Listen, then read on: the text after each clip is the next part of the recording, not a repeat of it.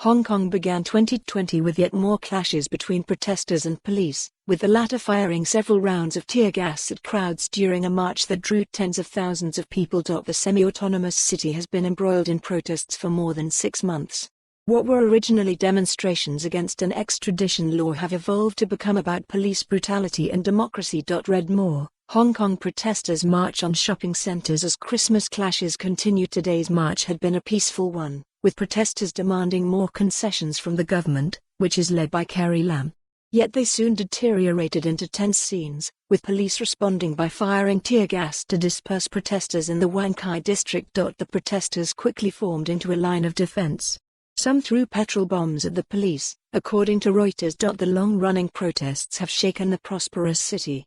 It officially entered a recession for the first time in a decade at the end of October, after its economy contracted for a second successive quarter. The financial hub's economy shrank by 3.2% in the 3 months to the end of September, much more than the 0.6% contraction that had been estimated. Lam, Hong Kong's beleaguered chief executive, said at the time that she expected the city to record negative economic growth in 2019. Last week Lam said that Christmas celebrations had been ruined by reckless and selfish rioters.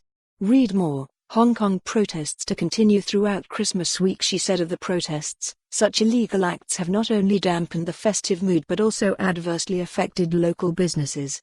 The protests began 6 months ago over a controversial new bill that critics saw as a tightening of Beijing's control over the territory.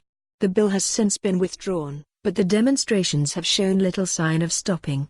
Image credit, Getty. For more on this story, visit the news article link.